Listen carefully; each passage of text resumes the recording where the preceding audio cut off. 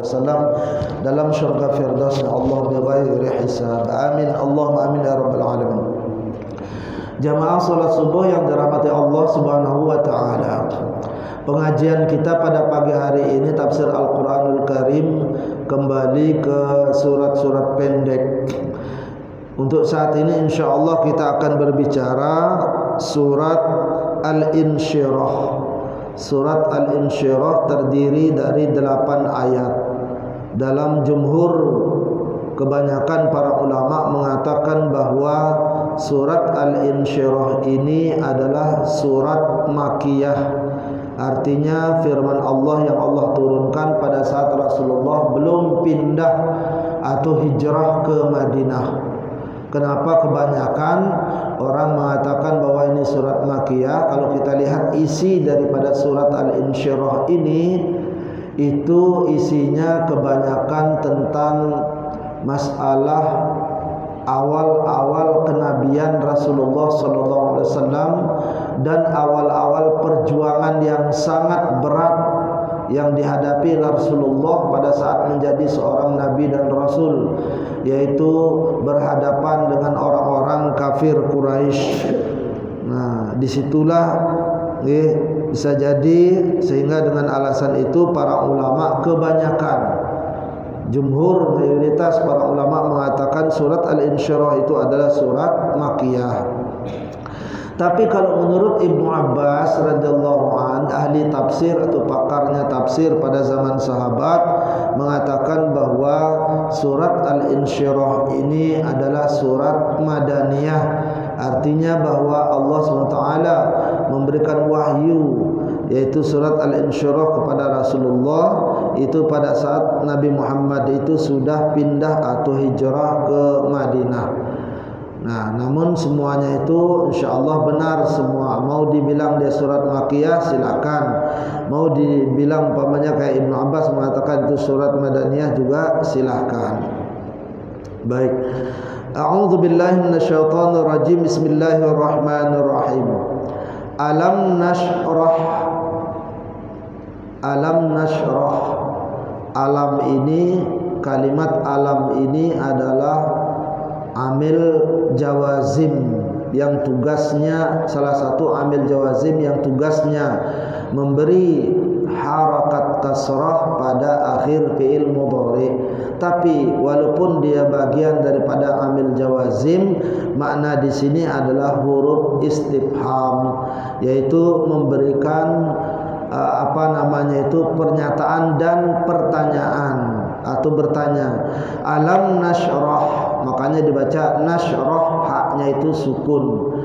Bukankah kami, kata Allah, yaitu kami yaitu Allah.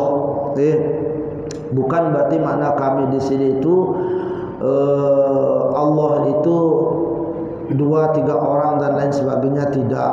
Karena ada juga yang mengatakan seperti itu. Bahkan salah seorang yang katanya ahli hakikat. Nah, itu bahaya, itu murtad jadinya. Jadi itu tidak benar.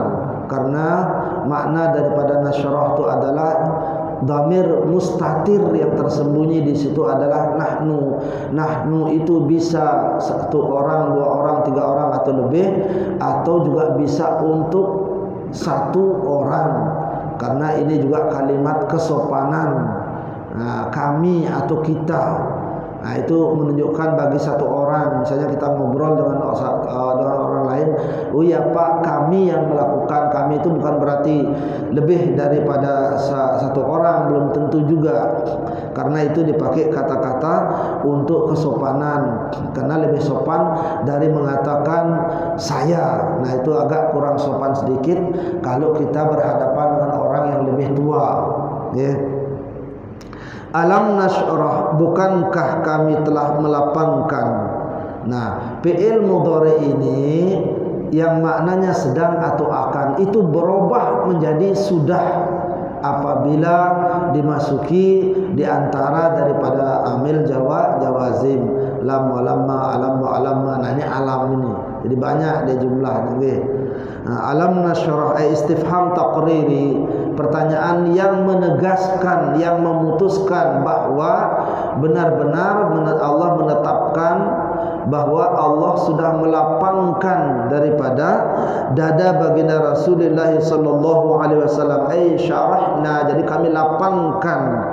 Laka itu makna nasyrah, berubah menjadi syarahna, jadi kami lapangkan pada dirimu hai Muhammad dadamu. Laka, jadi alam nasyrah bukan sadrak saja, ditambah oleh Allah laka.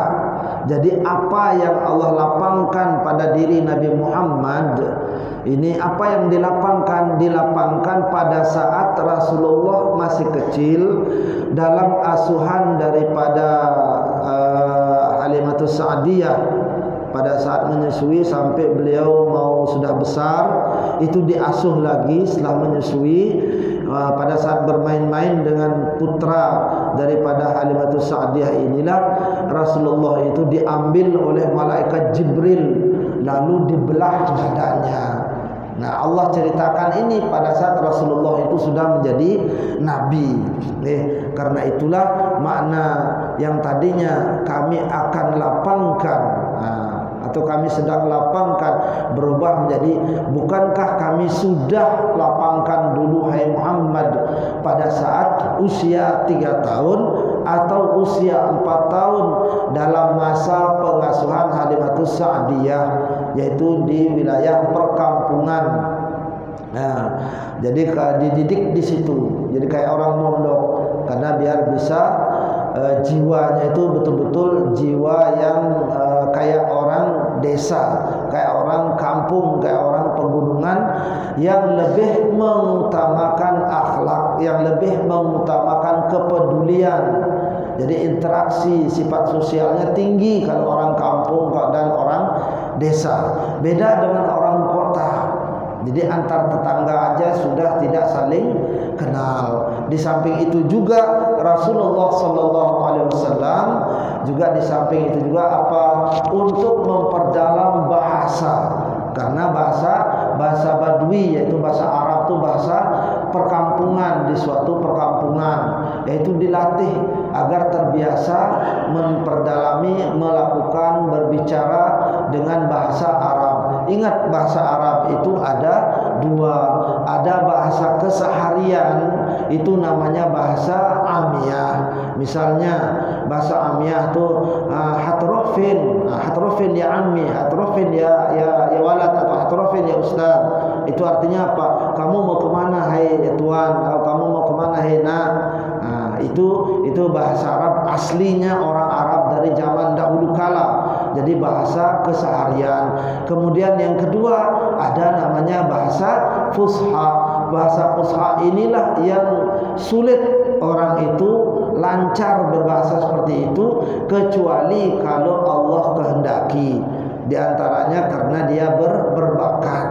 Nah, dan ini yang sulit karena orang Arab sendiri pun belum tentu juga mereka itu lancar berbahasa fusha. Bahasa fusha itu apa? Yaitu bahasa seperti yang tertulis dalam Al-Quran. Misalnya yang tadi hatrofin ya ustaz, mau kemana tuan? Nah, bukan ustaz Pak Guru, bukan. Hatrofin ya ustaz itu kata kehormatan di lingkungan orang-orang Arab setiap hari. Nah, terus bahasa fushanya bilang apa? Ila aina anta ya ustaz. Nah, itu lain lagi itu. Maknanya sama, cuman dia bahasanya agak beda. Kenapa kami katakan sulit bahasa fusha itu? Karena saya sendiri sudah melihat langsung dalam kehidupan sehari-hari di negara Arab. Jangankan orang-orang biasa, orang kampung atau orang yang tidak terpelajar, para dosen masyayikh saya sendiri, kami sendiri pun di kampus itu ketika mengajar di bangku kuliah itu jarang sekali yang menyampaikan itu pakai bahasa Arab fusha. Jadi kebanyakan mereka itu memakai penyampaian pada saat kita belajar itu mengikuti perkuliahan itu kebanyakan memakai bahasa daerah mereka sendiri. Jadi jarang sekali satu dua sekitar itu. Nah, ini karena memang spesial ini bahasa Arab ini. Kalau paham semua orang Arab paham itu bahasa Arab fusha. Tapi kalau mengucapkan jarang-jarang orang itu lancar. Bahkan lebih lancar malah orang-orang asing kayak kita ini, karena kita sudah diajarkan sejak kita masuk pondok pesantren, sudah dibiasakan. Jadi kalau orang Arab itu belum tentu juga dia itulah lancar, tapi kalau dia paham, dia paham. Dan bahasa Arab Fusha itu tidak sembarangan dipakai oleh orang Arab, kecuali tempat-tempat yang sifatnya resmi, terhormat, seperti berkhutbah di atas mimbar, kemudian seperti berpidato dalam acara resmi. Entah itu pejabat, entah itu presiden membaca teks pidato, nah itu baru biasanya dia pakai bahasa Arab Fusha. Tapi kalau selain dari itu, nah itu susah. Kebanyakan dia bahasa Arab amiyah, namanya bahasa Arab sehari-hari. Nah itulah di usia 3 tahun itu dalam asuhan daripada Siti Halimah. Siapa namanya itu yang menyusui itu siapa? Halimatus Sa'diyah. Nah, Halimatus Sa'diyah itulah malaikat Jibril dengan satu orang lagi, wallahu alam, itu beliau itu langsung diambil sehingga putra Sa'diyah itu ketakutan, kayak orang mau diculik. Lalu dengan izin Allah dibedahlah itu dadanya, kemudian dibersihkan sampai 3 kali betul-betul disucikan, kemudian mala'ahu ilman wa imanan. Kemudian malaikat Jibril pun memenuhi daripada dada Rasulullah itu dengan ilmu dan keimanan, sehingga ana Madinatul ilmi, kata Rasulullah, orang saya itu adalah apa? Kotanya ilmu. Jadi sudah penuh dengan ilmu dan juga dengan penuh dengan keimanan, sehingga sedikit pun tidak akan mungkin ada keraguan. Kenapa? Karena di hati beliau itu sudah dipenuhi dengan sempurna, yaitu tentang keimanan dengan keimanan, sehingga tidak ada lagi keraguan sedikit pun. Kemudian di alam nasrah kami lapangkan dadamu. Pada usia terjadi lagi pada usia 10 tahun, lalu malaikat Jibril datang lagi, kemudian dibelah lagi dada beliau, kemudian itu hati qalbunnya itu diambil lagi, dibersihkan lagi, lalu kemudian dipenuhi dengan apa? Dipenuhi dengan akhlak, sehingga Rasulullah itu wa innaka la'ala khuluqin azim, sesungguhnya engkau Muhammad benar-benar berakhlak yang agung sekali. Jadi akhlak Rasulullah itu jadi sempurna. Kenapa? Karena pada usia 10 tahun itu dibelah, diisi dengan akhlak, sehingga kehidupan Rasulullah itu selalu dengan akhlak, tutur kata lembut dan lain sebagainya. Jadi lengkap di situ. Makanya kita jangan heran. Kita pun kalau digitukan juga bisa. Kenapa tidak? Tapi ini khusus untuk para anbiya agar bisa menjadi suri tauladan. Karena itulah Allah menambahkan alam nashrah laka. Walaupun tidak diisi laka, sebetulnya sudah cukup. Alam nashrah sadrak, kami lapangkan dadamu. Tapi ternyata bukankah kami lapangkan untukmu, yaitu dadamu. Tujuannya apa? Biar kelihatan, nampak bahwa risalah kenabian, apapun contoh-contoh yang ada dalam wahyu itu, Rasulullah itu kembali kepada Rasulullah manfaatnya. Jadi bisa Rasulullah itu mempraktikkan, memberikan contoh. Itulah makna laka. Allah kasih kata-kata laka di situ. Alam nashrah laka sadrak. Nah, kalau dihilangkan alam nashrah sadrak, tapi Allah tetap tambahkan. Jadi bukan manfaat risalah itu untuk bisa diamalkan, itu bukan hanya Nabi Muhammad saja, umatnya pun. Nah itu diusahakan. Tapi Rasulullah karena sudah dipenuhi dengan semua pada saat operasi itu, jadi Rasulullah itu jadi gampang untuk mengamalkan. Plus ditambah lagi jin qarin yang ada di dadanya Rasulullah itu sudah masuk Islam, sehingga tidak mungkin dia akan menjerumuskan, menggoda Rasulullah untuk melakukan hal-hal hal-hal yang sifatnya kriminal, yang jahat, yang dosa-dosa dan lain sebagainya. Itu tidak mungkin. Ingat, kita sudah bahas masalah ini di surat An-Nas, bahwa Allah Subhanahu wa taala menciptakan jin qarin pada semua manusia, semua makhluk yang bernama manusia ini. Per orang itu punya satu-satu, per orang semua, walaupun sampai anbiya. Nah, itu sengaja Allah bikinkan apa? Untuk menguji daripada manusia, kuat enggak dia. Nah, makanya tidak usah jauh-jauh mengatakan iblis yang menggoda manusia itu terlalu jauh, karena dia itu rajanya daripada syaitan, yaitulah jin qarin ini.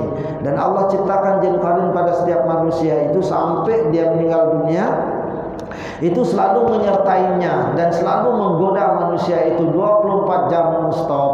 Dan Allah jadikan dia itu orang kafir.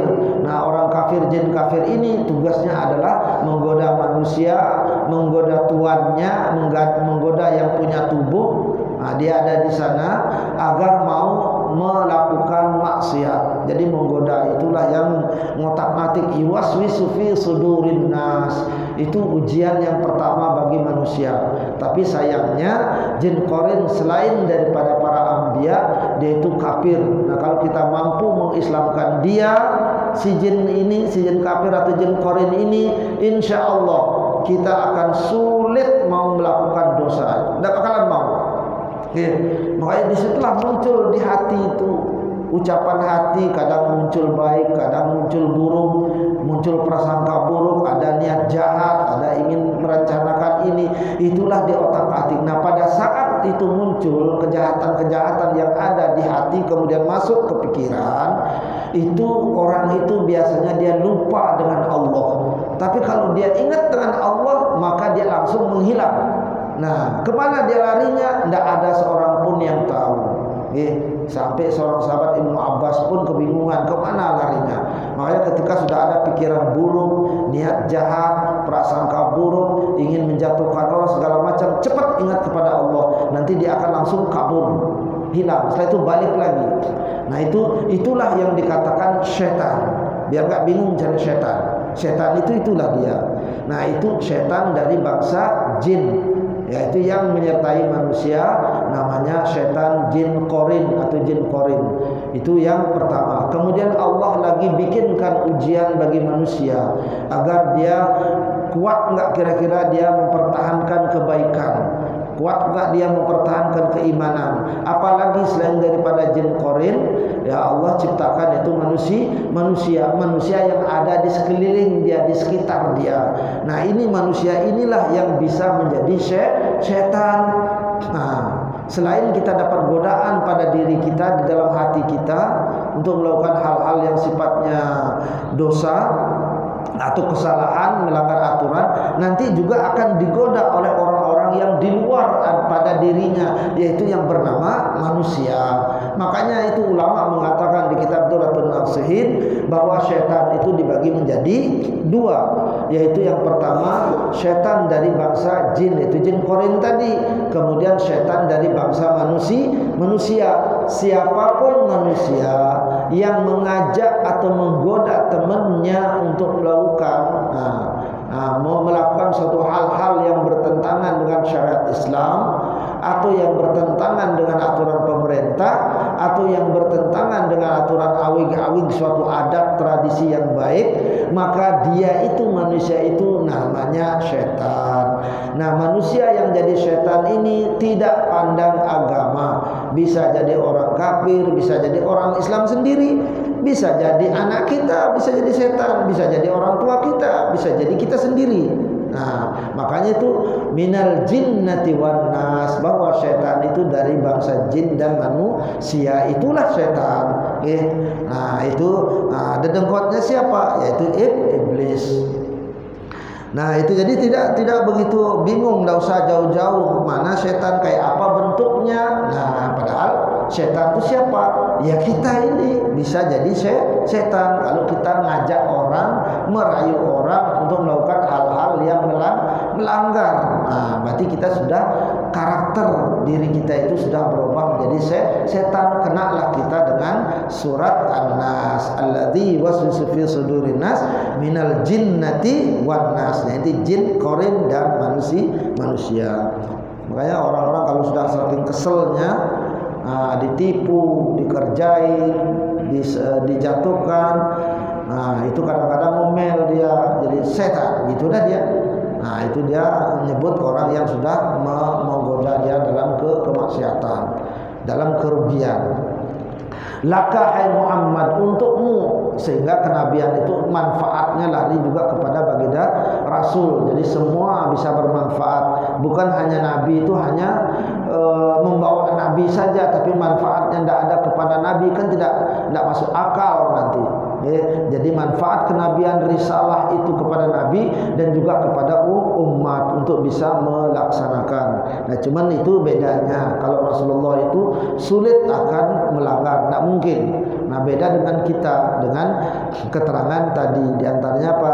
Jinnya itu, jin korin kita itu masih kafir. Kalau Nabi itu jin dan juga para anbiya itu jinnya itu sudah masuk Islam. Sehingga ketika dia sudah masuk Islam, itu jin korinnya, para anbiya itu, maka dia akan menggoda para nabi itu agar selalu berbuat baik. Makanya tidak ada nabi itu berbuat jahat, berbuat jelek, itu tidak ada. Karena dia digoda terus oleh jin korin yang sudah muslim ini untuk selalu berbuat baik, bahkan sering dibantu. Sadraka, yaitu dadamu, jadi maf'ulun bih. Sadraka, yaitu dadamu hai Muhammad, dengan apa? Bin nubuwati, dengan kenabian. Jadi dilengkapi sudah di sana ilmu, iman, itu kenabian. Ketika datang risalah sudah hafal, sudah ingat semuanya. Jadi lengkap, tidak mungkin goyah. Kemudian dengan akhlaknya para anbiya, bisa berakhlak dengan sempurna akhlak. Jadi contoh. Makanya Rasulullah SAW sejak kecil itu sudah akhlaknya terkenal mulia. Makanya mendapat gelar Al-Amin, orang yang sangat dipercaya, tidak mau dusta, tidak mau menipu, dan orangnya selalu amanah karena sebelumnya sudah dioperasi. Nah, itu sudah dioperasi, sudah dipenuhi dengan kebaikan, dengan akhlak yang sangat sempurna. Wa ghairiha, dan lain-lain sebagainya. Wa wada'na ay hatatna 'anka wizrak, dan kami hapus dosa-dosamu hai Muhammad, kesalahan-kesalahanmu. Dan ini pun dengan adanya kebaikan-kebaikan itu, maka otomatis tidak ada dosa bagi Nabi Muhammad. Kenapa tidak ada dosa bagi Nabi Muhammad? Karena para anbiya dan terutama Nabi Muhammad tidak akan mungkin mau berbuat dosa. Bukan maknanya bahwa wa wada'na 'anka wizrak, kami hapus dosamu, bahwa Nabi Muhammad sebelumnya itu banyak dosa lalu dihapus. Tidak. Karena memang dari awal itu tidak ada dosa. Ditambah lagi dengan apa? Dengan ada keimanan, dengan ada akhlak, dengan ada pengamalan. Pada saat operasi di usia 3 tahun atau 4 tahun, ditambah lagi operasi berikutnya di usia 10 tahun, sehingga tidak mampu dan tidak bisa mau melakukan dosa, sehingga tidak ada dosa. Itu makna menghapus dosa. Jadi tidak akan mungkin untuk berbuat dosa yang melanggar. Tapi kalau keliru-keliru, nah itu lumrah, itu namanya manusia. Karena Rasulullah itu juga manusia, lupa, tidak tahu. Kalau memang tidak dikasih tahu oleh malaikat Jibril, enggak tahu. Contohnya mana lagi? Rasulullah itu enggak tahu. Rasulullah itu enggak tahu diri beliau itu disihir. Nah, itu ditanam dengan itu, yang kayak pocong-pocong kecil itu loh, yang ada kuku-kukunya sama rambut. Itu kan biasa tukang sihir kerjaannya begitu, dibuntal pakai kain kafan kecil, kemudian diikat-ikat, kemudian ditanam. Nah, kadang dikirim lewat sesembahan tukang sihir itu, para dukun-dukun yang suka begitu itu, lewat jin-jin kafir itu. Nah, kemudian dia masuk langsung ke lantai rumah kita. yang sudah bertehel tapi bisa dia masuk los tanpa jebol, bisa kenapa enggak Pak? Bisa. Nah itu dia rasanya tuh halus dia itu. Apalagi kalau masuk ke dalam ini tangan ini tembus itu. Bisa dia muter itu. Nah itu karena dia jin-jin kayak gitu itu adalah makhluk halus.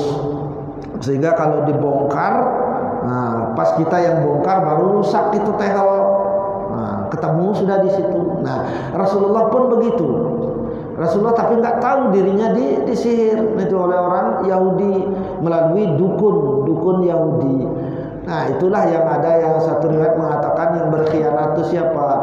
Nah itu si orang yang dekat dengan Rasulullah SAW, sehingga diminta dan dikasih upah untuk mengambil rambutnya Rasulullah dan kukunya bekas sisir itu. Itulah diambil, dikasihlah dukun itu, lalu kemudian dibungkus, ditaruhlah di dalam sumur yang paling dalam, ditindih sama batu. Tapi Rasulullah tidak tahu. Kenapa Rasulullah nggak tahu? Karena Rasulullah juga manusia. Jadi berarti bukan dosa kalau orang yang nggak tahu, ya kan? Tidak. Jadi Rasulullah itu tahu itu lewat mana? Lewat didatangi malaikat Jibril dan seorang lagi di dalam mimpi. Disitulah Rasulullah itu terbaring, karena awalnya Rasulullah tuh bingung. Yang namanya orang kena begitu tuh serba salah. Pinginnya marah aja tapi tidak ada masalah. Semuanya berat terasa badan, mau berbuat baik berat, mau kerja malas, serba linglung, jadi lupa. Kadang kita itu suka ngomong sendiri. Kalau orang kena begitu itu rasanya ya seperti itu. Lucu memang, kayak orang gila. Nah itu rasanya kayak orang gila. Jangan ngurumun gitu aja, ngerocos sendiri tapi serba salah pokoknya. Begitulah juga Rasulullah pada saat kena sihir. Makanya turunlah ayat qul a'udzu birabbin nas, malikin nas, ilahin nas, min syarril waswasil khannas alladzi yuwaswisu fi sudurin nas minal jinnati wan nas. Dialah daripada setan manusia, itu bangsa Yahudi. Makanya orang-orang yang suka kirim-kirim begitu itu adalah jenis bangsa setan manusia. Nah, yaitu menjadi kafir. Orang tukang sihir itu jatuhnya hukumnya juga kafir. Jadi Allah SWT jadi tidak akan mungkin Rasulullah itu berbuat dosa. Alladzi anqadha dhahrak, di mana namanya dosa-dosa, perbuatan dosa itu sangat berat sekali di dalam punggung kita. Kalau kita sudah melakukan suatu kesalahan, suatu dosa, kalau kita renungkan dengan hati nurani, itu rasanya berat sekali. Apalagi kita berbuat yang tidak senonoh, melanggar daripada hukum syariat. Apalagi kita suatu tokoh masyarakat, itu berat sekali di punggung itu. Mau nampakkan diri malu serba salah. Nah dosa-dosa kayak begitu itu yang tidak mungkin Rasulullah SAW. Dan itu Allah hilangkan, karena tidak mungkin Rasulullah akan berbuat yang aneh-aneh, yang merusak nama keluarga apalagi dan lain sebagainya dengan cara melakukan suatu kenistaan, sesuatu yang memalukan, sesuatu yang aib, dosa-dosa yang merusak nama keluarga. Itu tidak mungkin. Jadi karena Allah itu sudah isi semua itu di dalam dada beliau, sehingga tidak akan bisa untuk melakukan hal-hal yang sifatnya sangat aib sekali, sangat memalukan sekali, ataupun dosa-dosa besar yang lainnya. Dan itu tidak mungkin. Tapi kalau lupa hal yang biasa. Dan itu dosa seperti itu sangat berat sekali. Qaulihi ta'ala, ini wa hadza qaulihi ta'ala, seperti firman Allah Ta'ala, liyaghfirakallahu ma taqaddama min dzambik. Baik itu dosa yang dulu umpamanya itu juga tidak mungkin Rasulullah lakukan. Begitu juga yang akan datang. Jadi percuma, karena itu tidak ada dosa. Kenapa? Karena sudah disiapkan sejak usia 3 tahun dioperasi, sehingga untuk ikhtiar melakukan suatu keburukan tidak akan pernah dilakukan, karena sudah disetir hatinya oleh kebaikan. Kita pun kalau disetir, diisi seperti itu, kita juga tidak akan mungkin melakukan dosa-dosa besar, apalagi dosa-dosa kecil. Tidak akan mungkin. Nah, itu tidak akan mungkin. Karena Nabi itu tidak cocok kalau melakukan hal-hal kayak begitu. Kalau umpamanya sampai tidak digitukan oleh Allah, dilindungi oleh Allah lewat operasi sejak kecil itu, lalu bingunglah kita, masa Nabi kok seperti itu? Tidak pantas. Kadang-kadang berbuat dosa, kadang-kadang zina, kadang-kadang mencuri, kadang-kadang berdusta, kadang-kadang berbuat zalim. Masa Nabi seperti itu? Kan tidak mungkin. Gimana kita mau ikuti? Makanya itulah Allah tuh sejak awal tuh sudah siapkan, ya. Nah, perantara malaikat Jibril dioperasi, diisi itu semua. Itulah makna alam nasyrah laka sadrak. Yaitu dosa-dosa yang berat kayak begitu itu, yang ada kaitannya itu nanti di akhirat. Bangun baru lahir dari perut bumi yang hamil. Nah, ingat, bumi itu kita nanti waktu meninggal dunia itu artinya apa? Bahwa kita kembali ke dalam kandungan ibu-ibu hamil. Cuman ibu hamilnya itu adalah perut bumi. Makanya itu kuburan itu bentuknya kayak orang hamil. Nah, itu memang disunahkan begitu, biar bentuknya itu orang hamil. Nanti kita lahir langsung disambut. Kalau amal kita baik, maka akan kita digendong. Tapi kalau amal kita buruk, nah, baru kita lahir di padang mahsyar, malah kita yang ditindih oleh dosa-dosa kita. Itulah beratnya itu di situ, dosa-dosa itu. Dan itu tidak mungkin akan Rasulullah lakukan, apalagi di akhirat nanti. Jadi Allah sudah hapus itu semua. Nah, dengan adanya semua kebaikan-kebaikan, kesempurnaan pada diri Rasulullah SAW sejak kecil, dipenuhi dengan ilmu dan iman, dengan akhlak yang mulia, tidak akan mungkin melanggar dosa, melakukan dosa-dosa besar, apalagi dosa kecil. Lalu kemudian Allah angkatlah nama Nabi Muhammad sebagai penghormatan suatu yang mulia. Derajatnya diangkat, namanya pun diangkat oleh Allah. Jadi dimuliakan. Buktinya, makanya itu kita jangan heran ketika azan selalu bergandengan nama Allah dengan Nabi Muhammad. Nah, itu. Begitu juga ketika muqaddimah khutbah, khutbah Jumat, khutbah nikah, selalu Allahumma shalli ala setelah asyhadu an la ilaha illallah wa asyhadu anna muhammadar rasul, selalu bergandengan.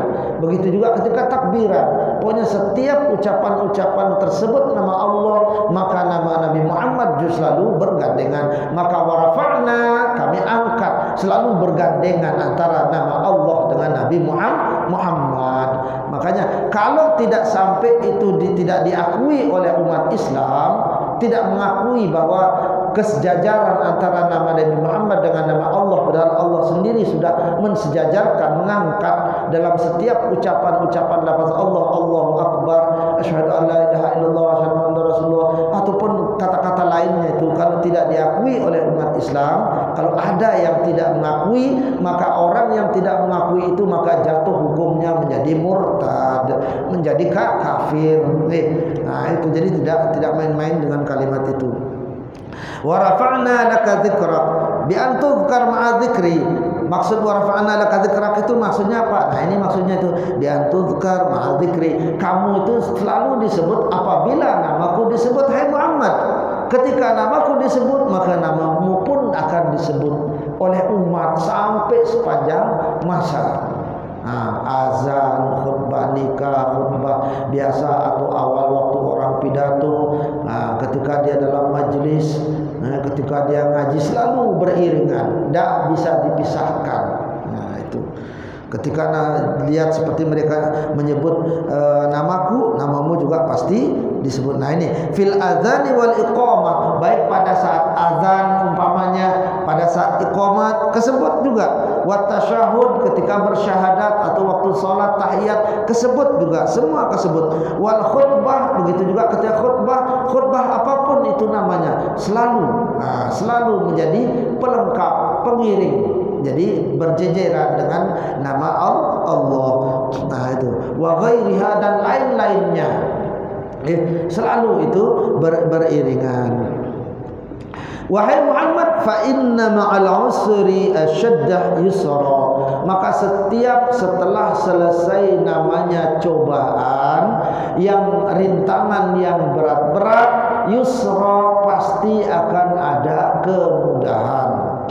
Itulah yang Allah beritahukan kepada Nabi Muhammad, hai Muhammad, pada saat engkau menemui hambatan, rintangan yang cukup dahsyat sampai dilempar, dicaci maki, dibilang tukang sihir, kemudian diserang, kemudian diancam pembunuhan dan lain sebagainya, karena beliau selalu memberikan suatu kebaikan, mengajak kebaikan, dihadang oleh paman beliau sendiri yang bernama Abu Lahab, sehingga diancam oleh Allah dengan kalimat apa? Tabat yada abi lahab.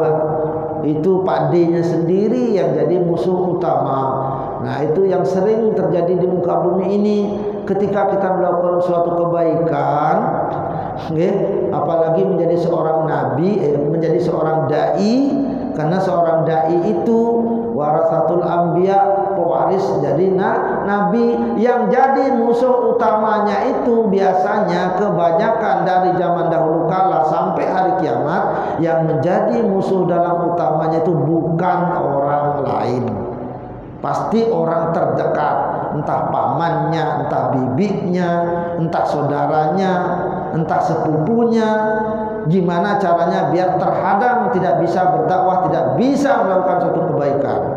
Dan itulah cobaan para dai seperti para anbiya.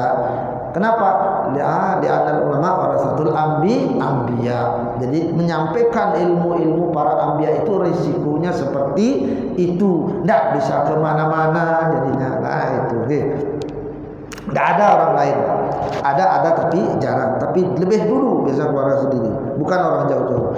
Nah itulah yang dihadapi oleh Rasulullah SAW. Begitu juga para anbiya, sehingga Nabi Zakaria dibunuh, Nabi Yahya dibunuh, kemudian juga Nabi Isa, belum lagi Nabi yang lainnya, sampai mau disalib Nabi Isa, tapi tidak berhasil. Macam-macam.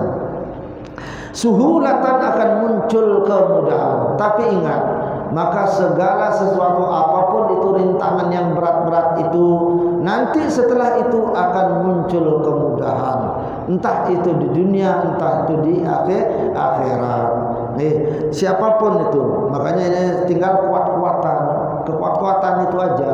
Sekiranya ulama-ulama itu tabah, ikhlas menerima dengan tegar, maka Allah akan angkat derajatnya. Maka itu jangan heran muncul para aulia. Itu kan datangnya dari sana. Orang-orang itu bisa menjadi aulia itu kenapa? Karena terlalu tabah, terlalu sabar, terlalu ikhlas menghadapi segala bentuk apapun itu cobaan. Begitu juga para anbiya, diancam terus, mau dibunuh, dipasangi duri di jalan tempat Rasulullah mau lewat, di stop, ditutup oleh siapa? Bibinya sendiri, yaitu istri daripada Abu Lahab. Belum lagi yang lainnya, dilempari kotoran dan lain sebagainya. Nah itu akan ada jalan kemudahan. Tidak di dunia, nanti di akhirat. Nanti Allah semakin akan mengangkat derajat orang-orang seperti itu. Nah pada saat orang-orang seperti itulah, ketika Allah sudah angkat, lalu kemudian dia menjadi seorang aulia Allah, dan itu biasanya orang-orang itu sebaiknya berhati-hati. Nanti ucapannya langsung mujarab biasanya. Dan bahaya nanti. Apalagi kalau didoakan celaka di akhirat kan ngeri kan, bahaya. Nah itu mendingin selamatin diri aja lah. Jadi tidak usah ikut-ikutan cari masalah dengan orang-orang yang ingin menyebarkan kebaikan. Karena orang-orang seperti itu biasanya didampingi selalu, dibantu oleh Allah Subhanahu wa taala. Ya makanya itulah kalau kita kurang ajar dengan kiai, dengan ulama atau siapa itu biasanya kena kita malapetaka. Ya. Nah itu karena selalu dipepet. Allah tuh akan melindungi, mengiringi orang-orang yang selalu diuji dengan tabah, yaitu orang yang menyebarkan kebaikan atau dakwah. Inna ma'al usri yusra. Diulang lagi oleh Allah SWT bahwa nanti di akhirat pun setelah mendapatkan ujian di muka bumi ini, nanti di akhirat pun pasti adanya namanya kemudahan. Wa Nabi sallallahu alaihi wasallam qasa minal kuffari syiddatan thumma hasala lahu al-yusr binasrihi alaihim. Rasulullah tuh banyak sekali cobaannya pada saat melaksanakan dakwah. Sampai ke sana ke sini terombang-ambing. mencari bantuan. Keluarga sudah meninggal dunia, yang melindungi beliau sudah meninggal dunia. Paman beliau yang bernama Abu Thalib meninggal dunia, yang siap menjadi pelindung beliau. Kemudian istri beliau juga sudah meninggal dunia, orang-orang sekitarnya. Ya, karena keluarga yang di Mekah juga tidak bisa melindungi, yang jahat ini Abu Lahab, jadi dedengkotnya, jadi provokatornya agar keponakannya itu bisa tersakiti terus. Maka akhirnya Rasulullah pun pindah ke Taif, hijrah, karena di sana masih ada keluarga juga yang menjadi tokoh masyarakat. Namun harapan tinggal harapan. Baru sampai di depan gerbang wilayah Taif, tiba-tiba bukannya disambut dengan ramah oleh keluarga besar di sana, malah disambut dengan batu, dengan lemparan sampai berceceran darah. Nah, itu yang dialami Rasulullah. Akhirnya Rasulullah pun balik. Siapa itu yang jadi musuhnya? Ya keluarga juga. Tidak ada orang lain. Yang lain itu cuma Abu Jahal saja, tapi kebanyakan keluarga. Dengan orang kafir sangat berat sekali yang dihadapi oleh Rasulullah SAW, tapi ujung-ujungnya yang menyelamatkan malah orang lain. Siapa itu? Penduduk Madinah. Orang lain yang malah nyelamatin, sehingga berkembanglah Islam itu di Madinah. Summa hasalalahu al-yusra. Kemudian Rasulullah pun berhasil mendapatkan kemudahan binasrihi, dengan kemenangan-kemenangan, yaitu mulai perang Badar, perang Uhud, perang Tabuk, perang Khandaq. Ujung-ujungnya akhirnya Fathu Makkah, lalu dikuasailah kota Mekah yang tempat keluarga beliau sampai seluruh jazirah Arab. Fa idza faragta. Nah, kalau ingin berhasil supaya cepat dapat kemudahan, tetap berusaha. Berusahanya itu kapan biasanya diamalkan? Fa idza faragta, maka apabila engkau hai Muhammad selesai dari apa? Minas salati, ketika udah selesai dari salat, fansab, maka bersungguh-sungguhlah kamu. Sungguh-sungguh apa? Berdoa kepada Allah. Nanti ketika selesai sholat jangan langsung kabur, diam di tempat, zikir dulu, doa dulu dengan sungguh-sungguh. Ini Al-Quran yang bilang. Berarti kalau ada orang cacus-cacus sholat langsung hilang, nah itu sudah tidak mengamalkan Al-Quran, bertentangan dengan Al-Quran. Habis sholat, assalamualaikum warahmatullahi wabarakatuh, assalamualaikum warahmatullahi, zikir dulu, istighfar. Nah kemudian mohon kepada Allah dengan doa-doa apapun itu yang baik-baik yang diwariskan oleh baginda Rasulullah SAW. Dan waktu doa serius, doanya sungguh-sungguh, jangan main-main juga, tidak boleh. Ini dalil tidak boleh kita tinggalkan sholat tanpa diiringi dengan zikir, tanpa diiringi dengan tahlil, tanpa diiringi dengan doa. Fansab, dengan sungguh-sungguhlah kita mohon kepada Allah di situ. Wa ila rabbika farghab, dan hanya kepada Rabbmu lah, kepada Tuhanmu lah hendaknya kamu berharap. Nah pada saat kita doa itu, pada saat kita zikir, nah itulah kita sungguh-sungguh. Setelah sungguh-sungguh, yang selalu kita harapkan, yang ada dalam keyakinan kita, hanya yang mampu menolong kita, yang mampu mengabulkan doa kita, hanya Allah Subhanahu wa ta'ala. Pada saat kita berharap itulah tadarruan, itu farghab, tadarru, dengan cara merendahkan diri di hadapan Allah Subhanahu wa ta'ala. Bukan maksudnya tadarru itu dengan suara yang rendah sekali, tidak, bukan. Itu maksudnya diri kita rendahkan di hadapan Allah SWT pada saat berdoa, pada saat berzikir, habis sholat. Artinya apa? Ketika kita mau minta atau punya hajat apapun itu namanya, hajat yang baik-baik, maka caranya gimana?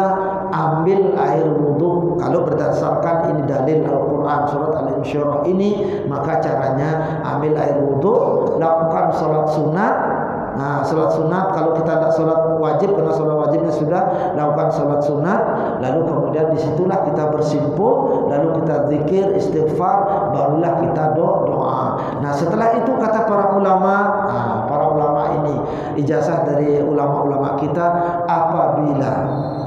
apabila Anda itu ingin dimudahkan, karena ini bicara kemudahan tadi. Setelah kesulitan itu ada kemudahan.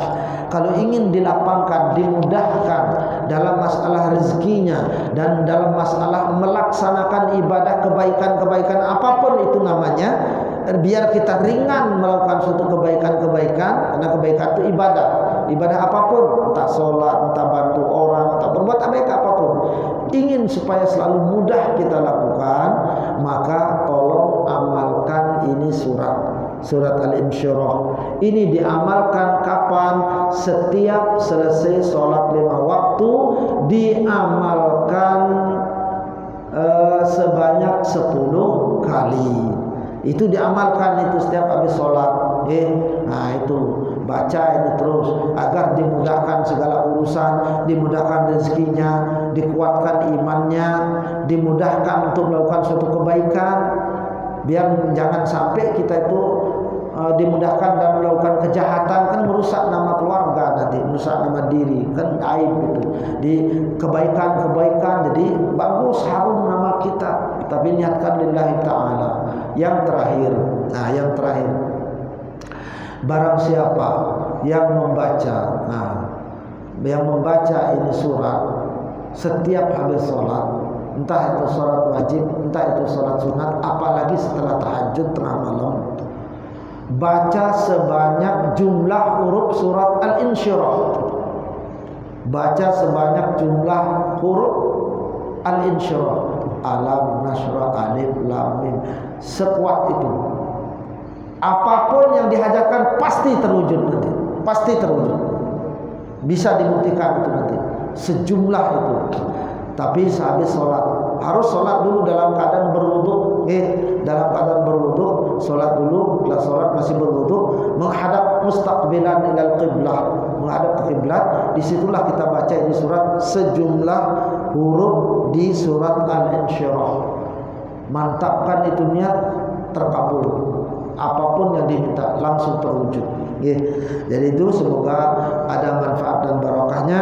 Semoga kita mendapatkan barokah dari baginda Rasulullah SAW, dan semoga apapun ilmu kebaikan-kebaikan yang Allah anugerahkan pada diri kita, semoga kita bisa mengamalkan, dan semoga Allah selalu memberikan kemudahan bagi diri kita, baik rezeki kita, iman kita mudah selalu kuat, keluarga kita selalu dalam kemudahan, urusan-urusan apapun itu Allah berikan kemudahan, baik untuk diri kita, keluarga kita, anak kita, sampai cucu-cucu kita.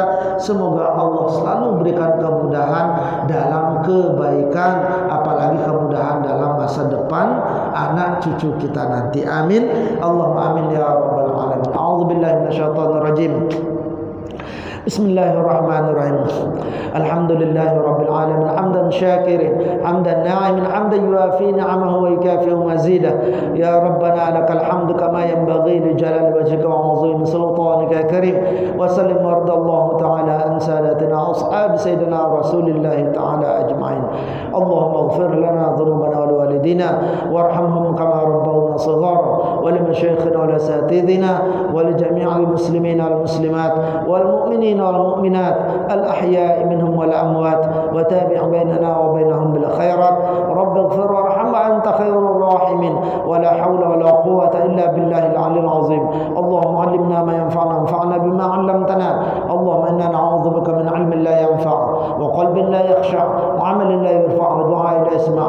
اللهم إنا نسألك علما نافعا ورزقا طيبا كثيرا وعملا متقبلا. ربنا أرنا الحق حقا وارزقنا اتباعه وأرنا الباطل باطلا وارزقنا اجتنابه. ربنا هب لنا من أزواجنا وذرياتنا قرة أعين واجعلنا للمتقين إماما.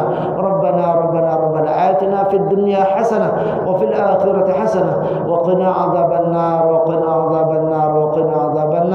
وصلى الله على خير خلقه سيدنا محمد وعلى آله alihi wasallam. Subhana rabbika rabbil izzati amma yasifun wa salamun alal mursalin walhamdulillahi rabbil alamin. Assalamualaikum warahmatullahi wabarakatuh.